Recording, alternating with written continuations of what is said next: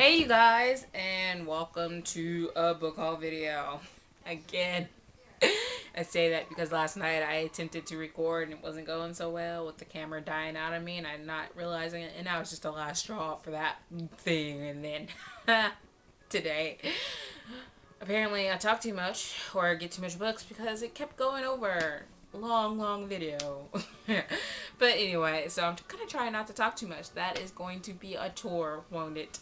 Blabbermouth, because I'm doing it right now. But anyway, if you guys hear a lot of sound coming from the back, the TV is blown up because my sister's watching the X Factor finale going on. So yeah, just ignore all those noises and crying if you hear any. She probably won't cry if her people lose, but that would be interesting.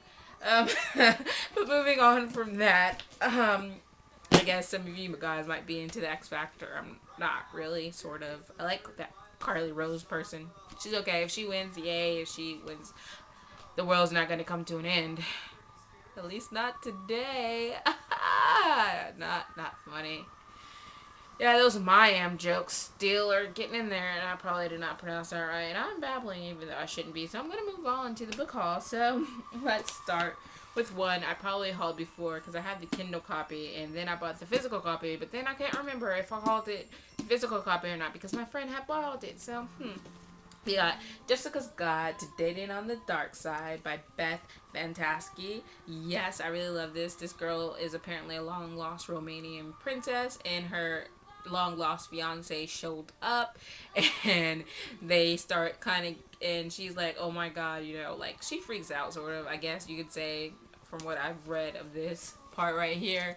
And then, they kind of start getting close, and then a cheerleader from school kind of starts liking him, Lucius, I think that was his name, and then he starts liking the cheerleader, and then I guess she kind of gets a little jealous or something, or some vampire war is gonna break out or something. She has to save his soul and stop the vampire war or something. I don't know, but it sounds really good and interesting. My friend read it and she's like, it was awesome. And then I told her there was a sequel, and she's like, you always give me books that have sequels. I'm like, look, I'm sorry, I forgot to tell you that part, but she really loves it, so I'm looking really forward to it.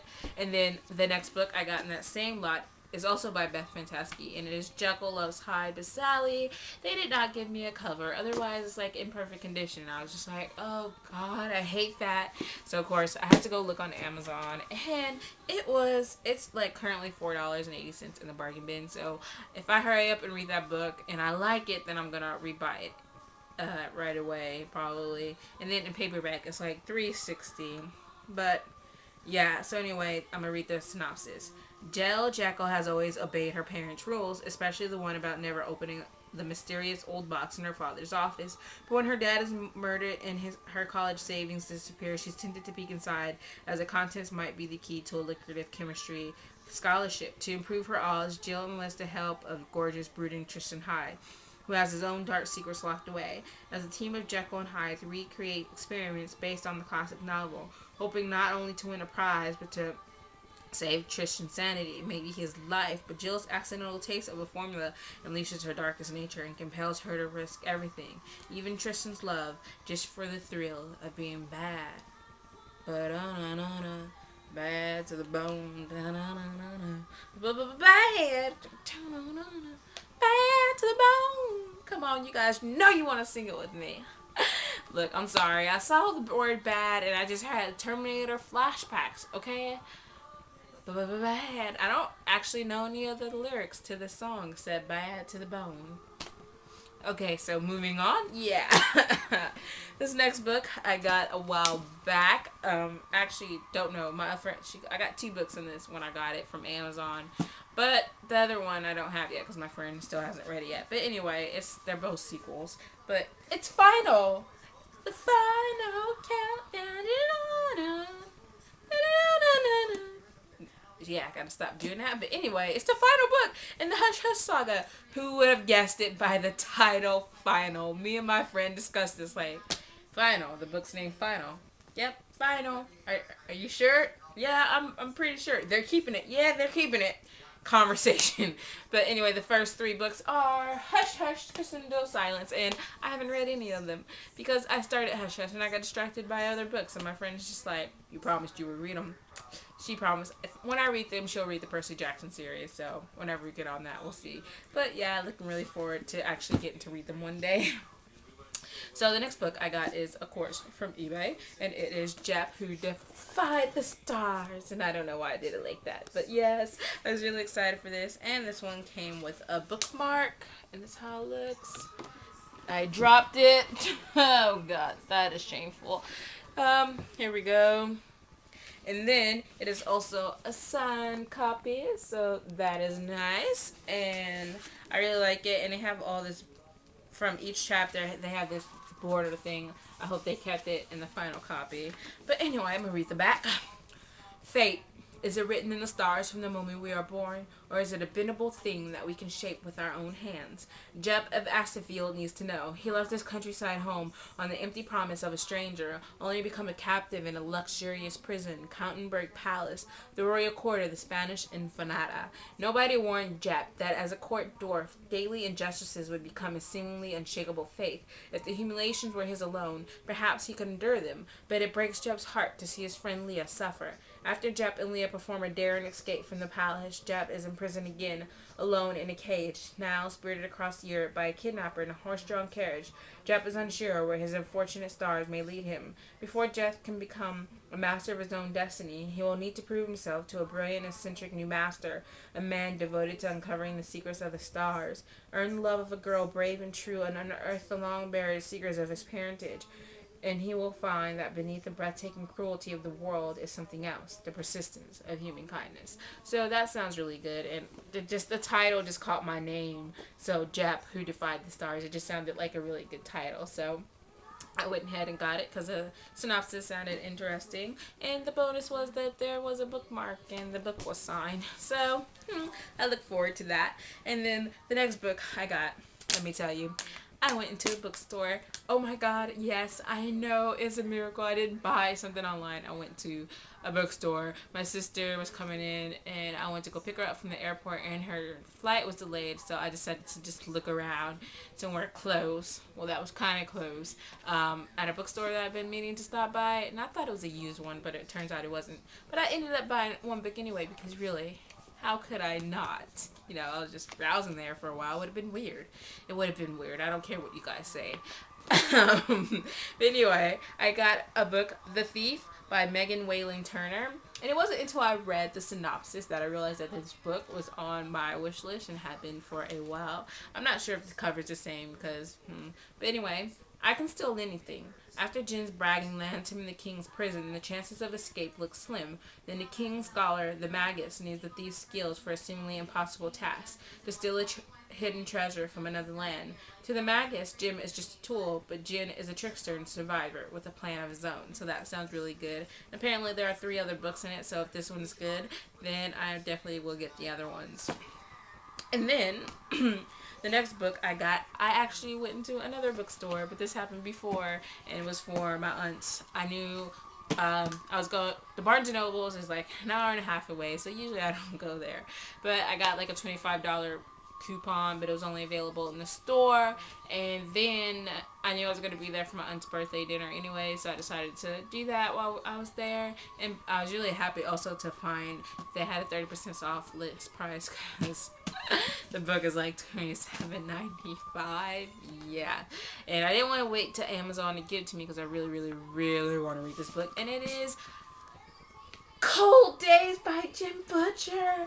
Oh my god, you guys, I just want to sit here and hug it and hold it. And this is like the 14th book in this series, and it's just awesome. And I'm just gonna have a day where I just sit down and read all of it. Look at it.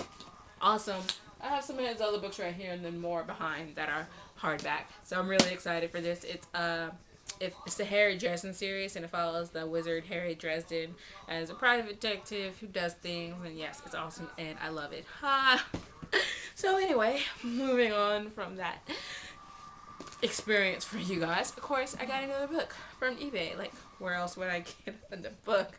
I went to a bookstore twice, bought 2 books. That's enough.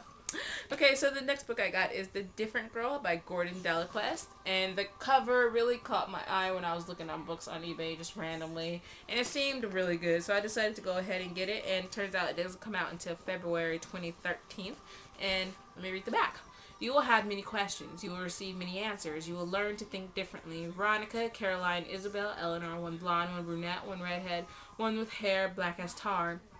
Four otherwise identical girls who spend their days in sync, tasked to learn, isolated on a desert island, before their two adult caretakers. Each day is much like the last. The girls go about their day-to-day activities with calm precision, analyzing their surroundings to perfection, but when May, a very different kind of girl, the lone survivor of a recent shipwreck, suddenly mysteriously arrives on the island, an unsettling mirror is about to be held up to the life the girls have never before questioned. And so I think this is a blend of contemporary and sci-fi, and so I'm really excited to get to it. And it's not that long either. It's like 213 pages, 230, and it doesn't have really small font either, so really looking forward to that. Now the next book that I got, the last book that I'm going to show you. You guys can tell right now, this book has been on like the top of my wish list for a while, but I never got it because I was just going to wait until the series ended. I don't know, sometimes I do that. But then they had a cover change. Hate those people when they do that. And I really, really like the original covers because I would see everybody holler. I was like, I can't wait till I get my copy so I can have it in my hands. And I finally do. And then they changed the cover. And then I was like, I like the new covers. But then again, you changed the covers right in the middle of it. I like the new covers, but I can't believe you didn't go on with the same theme. Can't believe these people.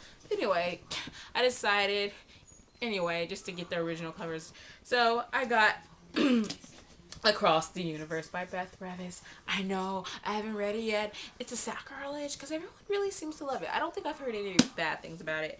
And part of the reason I got it is because when you open it up, take off the cover and you open it up, this is how it looks. Beautiful. I just wish I had a poster of this thing. It's awesome. And this is how the front looks. It's all gray and stuff. And for those of you who don't know what it's about, I'm going to just read it. Amy is cryogenically frozen passenger aboard the spaceship Godspeed. She has left her boyfriend, friends, and planet behind to join her parents as a member of Project Arc ship. Amy and her parents believe they will wake on a new planet, Centaurian Earth, 300 years in the future. But 50 years before Godspeed's scheduled landing, Cryo Chamber 42 is mysteriously unplugged, and Amy is violently awoken from her frozen slumber. Someone tried to murder her. Now Amy is caught inside a tiny world where nothing makes sense. Godspeed's 2,312 passengers have forfeited all control to Eldest, a tyrannical and frightening leader. An Eldest rebellious teenage heir, is both fascinated with Amy and eager to discover whether he has what it takes to lead. Amy desperately wants to trust Elder, but should she put her faith in a boy who has never seen life outside the ship's cold metal walls?